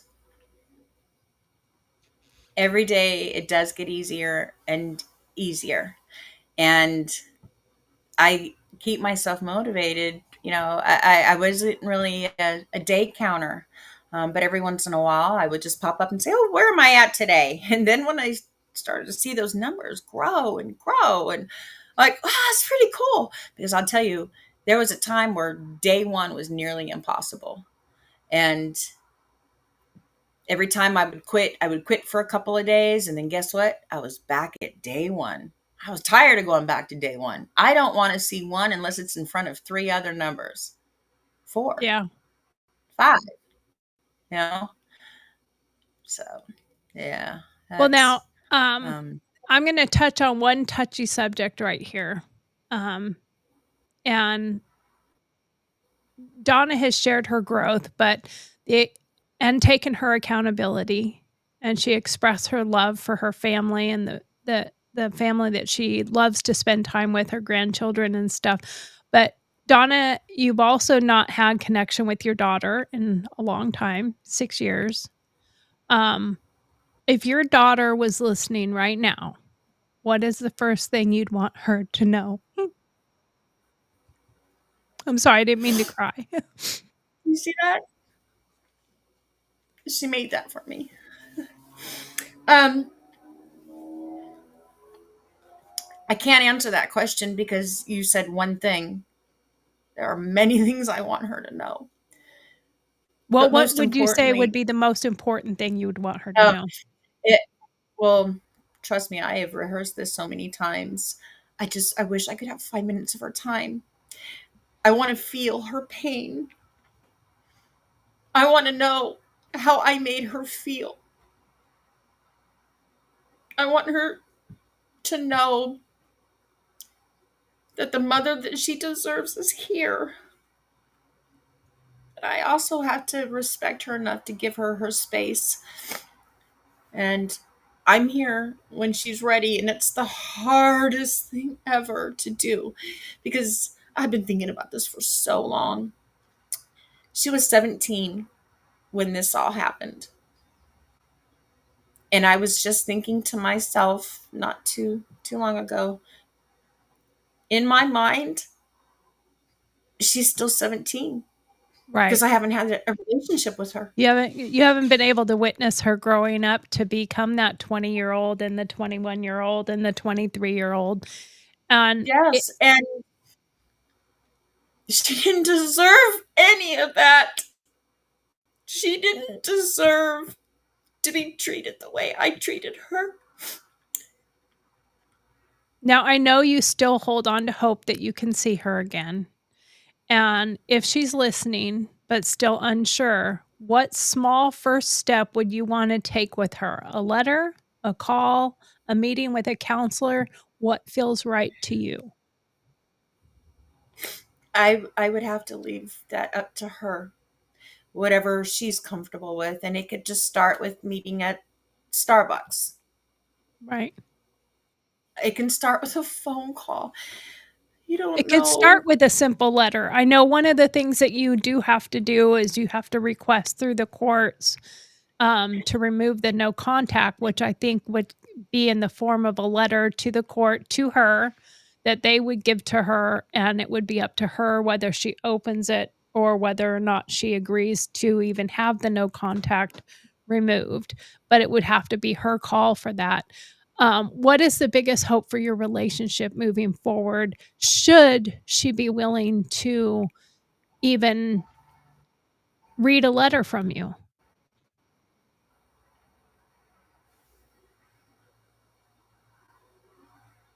I feel that she needs me. I feel she's lost. I think she feels probably abandoned, neglected. Well, you touched on this earlier, and I had it written down too, which is how in sync we are. Sometimes children of addicts carry their own pain and guilt and even anger. And you just said this. So, you want to feel her anger. That means you want her to be willing to tell you how it made her feel. So, if you could promise your daughter one thing today, what would it be? My sobriety. I'm doing it for myself, with her as the goal, because I want my daughter back. Well, you've already overcome so much, I can but give if her if she does give you a chance to reconnect, what would that mean to you? the world. And this is the last question to end this little part of it because it does hit a very very touchy section here of our hearts. If there's one memory you hold on to that reminds you of how much you love her, what is that memory? I have so many. I hate being asked what's that one thing because Right. everything is so important to me. I hold on to memories. I cherish things. And so there's anything. Do you know what I found in my junk drawer a couple weeks ago? I found a charger phone block for your phone, your cell phone. Uh-huh. It it was hers because she had used fingernail polish and put her initial on it, and I never even knew I had it. So anything that I have that she has done for me, given to me, drawn for me, sung for me, videos, hours. I have hours of videos of her playing cello. Everything I have of hers is an absolute treasure to me. So was her memory and keeping hold on to the hope that you could reconnect with her, has that been one of your biggest driving forces? Yeah. She deserves to have a mom. She deserves to have a healthy mom, a good mom, caring mom, loving mom, supportive mom. I was those things. I just messed up when I drank. Well, I would have to say that if she were watching and if she ever got the opportunity to watch this, just watching you and seeing your growth myself and what you have done to overcome it and how hard you work and how much you struggle to never give up.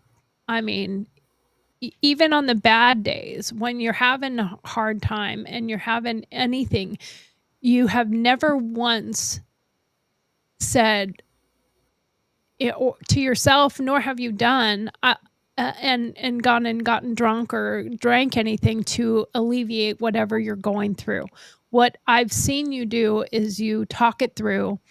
We'll call and have a long conversation. And I know on the days you want to have a long conversation, there's something going on. And I never question. I don't think any of those times that you've called and we've just talked for a really long time have I ever asked you, "Are you calling because you want to drink?" Um, I just talked to you. I just talked to you, and I don't even know if that is a part of your thought process because I don't question it. We just talk through whatever it is that you're going through or I'm going through. We just talk it through, and Mhm. I think that is one of the biggest motivators that I have witnessed myself is your reconnection with your daughter and trying to mend the fences between the two of you. And part of that is you can't take back what has happened, but and I'm sure there's a part of her that's afraid to trust that the change is real. Um, Mhm. and all I can say is rather than asking you what would you say to reassure her, I'm going to say what would I say to reassure her. Okay. And what I would say to reassure her that you can trust that the change is real is I've never seen anybody so motivated and dedicated to their future and hitting those milestones and getting your life back so that one we can make a plan to go on a cruise and we can go places and do things without the words, well, I can't go there. Yeah. I think that to me is the most important thing is I have never seen somebody so dedicated to making sure that every step you take is only an improvement on yesterday. Uh, yeah. I have to look further than just in front of me. I got to look to the side. I got to look behind me. I got to look to that side. I got to Mhm. look a step ahead of the step it's in taking me. I am very calculated in everything that I do. Yes, she is. I have to be, and it's the only way that I know how to survive. Um, you know, I just want to be the best version of me, and I think what I can offer my daughter is, well, her mom um, definitely would suggest that we go to therapy. Um, but I mean, just even a phone call, starting with a phone call first would be Yeah, great. You know, yeah. sorry, the sun's in my face. What I'm afraid of, I just want to say this really quick. Um, what I'm afraid of is because she was so young when this started and ended. Um, what I'm afraid of is her feeling that I don't love her enough to try to have a relationship with her. Maybe she doesn't understand that because she's an adult now, she does have the ability to go in and modify Yeah, the no contact order. I don't know what her father tells her about me. right, My gut feeling is it's probably not favorable. Um, my gut feeling tells me that she might feel trapped right, because I was in a relationship that wasn't healthy and she's in that relationship with her father. right. And I is just my opinion. This is my gut, my mom intuition is that whatever was going on between her father and I am afraid it has spilled onto her. Well, for anyone out there watching that's going through something like that, and if she's watching by chance, um, I don't know. especially once you get into that adult age and you're no longer a child, you can make decisions for yourself that, you don't have to do what you were told you had to do as a child. Right.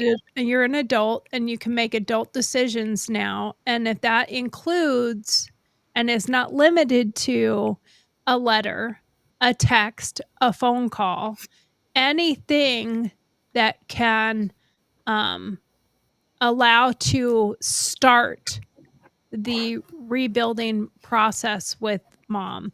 I know that not that long ago, you saw her in a car and you called me right afterwards because it rocked you. Because you knew you I couldn't didn't. approach, you couldn't make anything, and you had followed that to a T because most people on I've this actually seen planet. her twice. You've seen her, yeah, you told me you've seen her a couple times, but the recent one was, and it was really hard for you, and most of us out there would make a point for them to see us and, you know, whereas you didn't because you didn't wanna take and you have done so many things to not take that risk that you would be, um you would destroy the possibility. It would have, and it would have violated my probation. Right, and that was your goal. Your goal was to get off probation and to get this and I think now that you're off probation, now is the time that you could start, even if it were just a letter to the court requesting you to be allowed to send her a letter and see what the court has to say, for that to start with. Well, our time is up, Donna. What's the last thing you wanna say to everyone out there and including if your daughter and if your son's watching too, um, or anyone else, um, what would you like to say as before we go?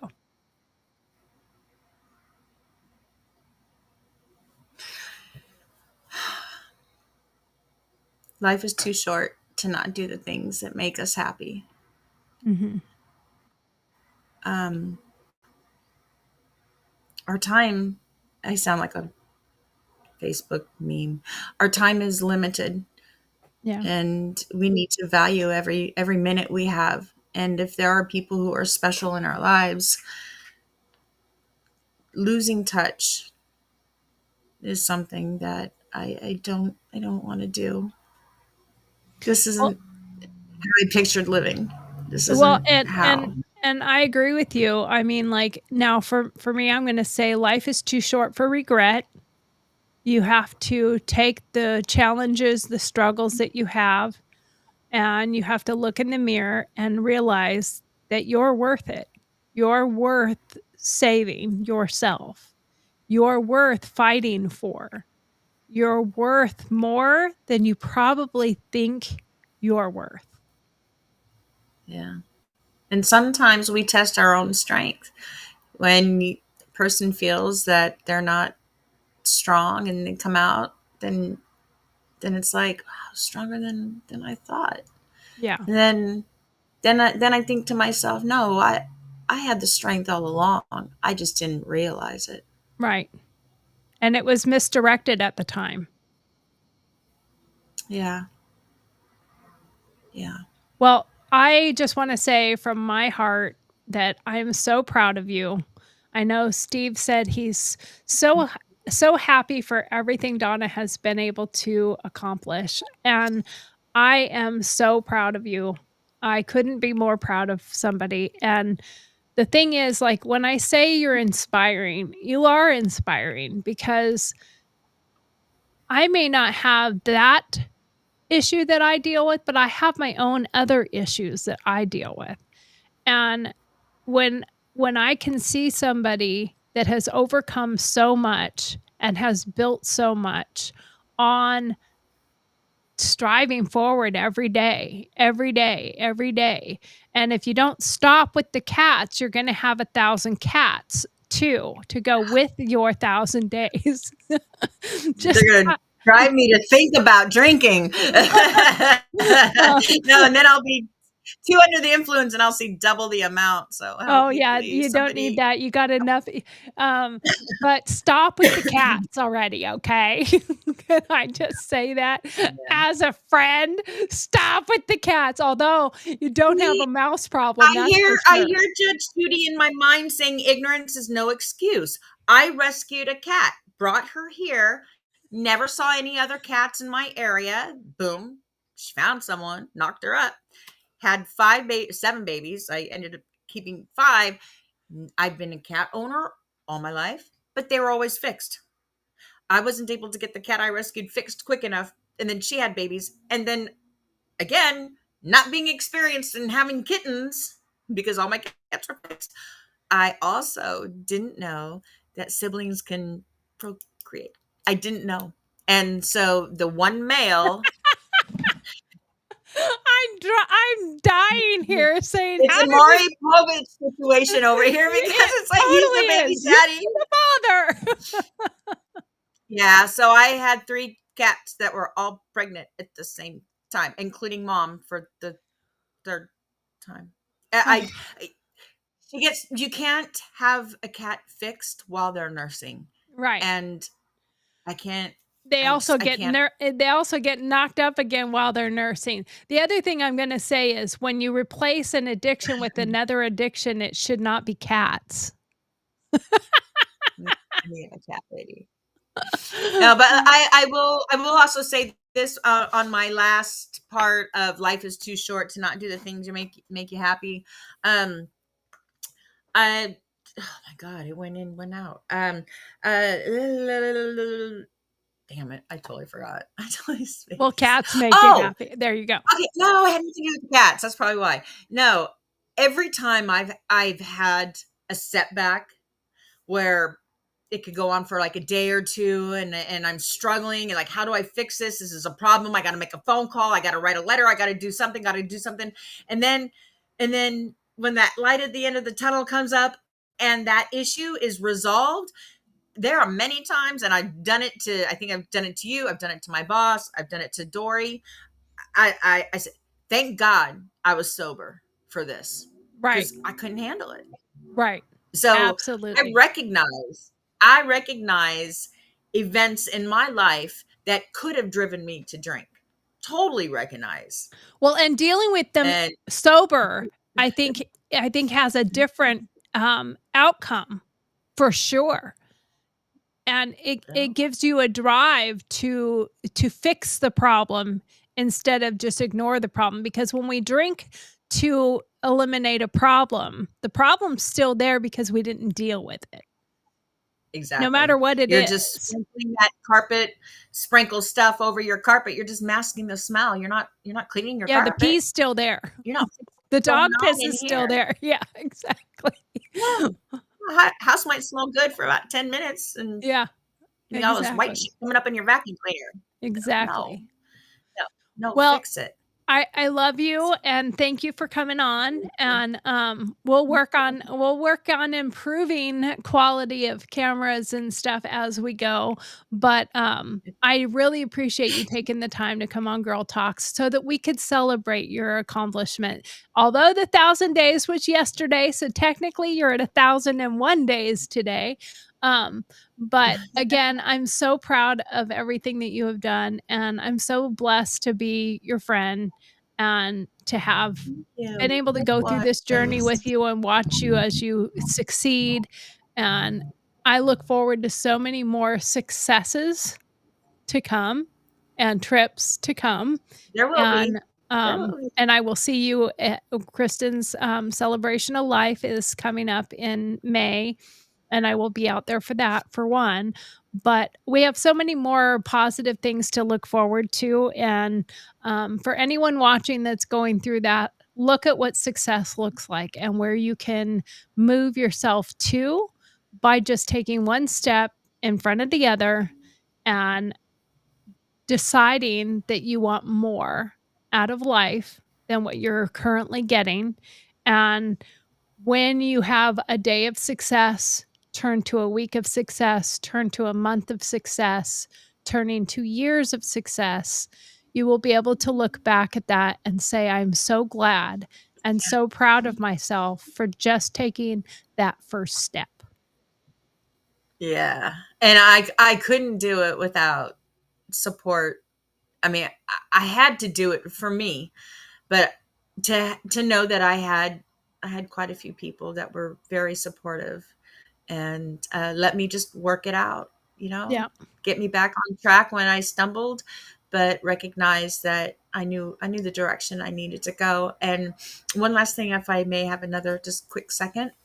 Yep. um, I've had a lot of people. I've been very transparent in my journey of sobriety. I was scared to even acknowledge it, especially like on Facebook. Um, Being embarrassed, I also have a profession that I want to protect. I don't.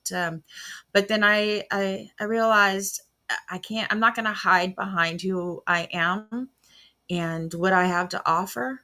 But in my short time of disclosing my struggles, whether it's a message or whatever, I've had people who I don't know reach out to me, and friendships that have been established because Yeah. of what I've gone through. It has inspired them. And that is a motivation in itself, because if I can just help one, that one person helps another who may Right. help two more people. Right.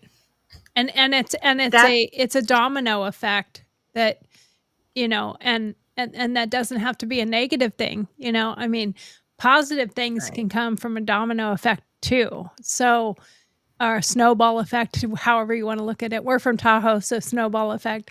But if you could collect up the people and help inspire them to achieve these small goals to start with, but then you get to a point where you don't have to make small goals anymore. You're able to make bigger goals, and I see you do that and reach Yeah. them. Yeah. It's amazing. Yeah, Well, and sometimes goals come with bonuses. yep, absolutely, absolutely, 100%. Well, anyway, thank you Put in so the work. much. I I love you, and, we went over I mean, we didn't technically go over 2 hours because of the fact that, we had a difficult time getting you on to start with, so I'm counting that as not part of the show. So I really appreciate you being here, and again, I'll be here tomorrow from 7 to 8:30, and if you can like, subscribe, and follow. Go to my channel. It's Gurl TauX, Gurl TauX, all on social media, all spelled the same way. I am live on Rumble and YouTube every day, Monday through Friday, and on my Facebook page. And I am going to probably be eliminating the Facebook page here soon, where it just goes to YouTube and Rumble. But please join me there, and please subscribe. I'm on my way to 100 subscribers. So I like saying that because it's funny.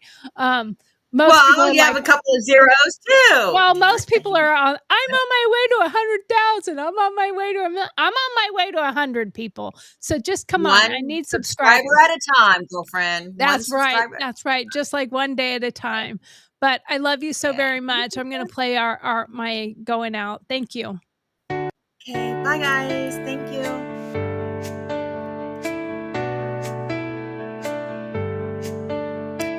Thank you for watching Gurl TauX live broadcast, which airs weekdays at 7 p.m. Central Standard Time. Don't forget to send in your Dear Margaret questions.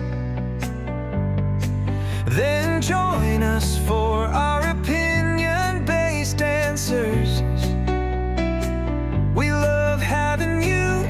Thanks for taking the time to be with us tonight. Don't forget to like, follow, subscribe, and share with your friends. We'll see you tomorrow. Good night.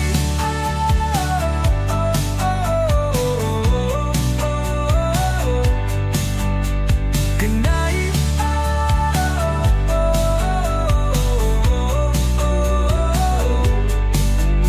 Good night. Good night.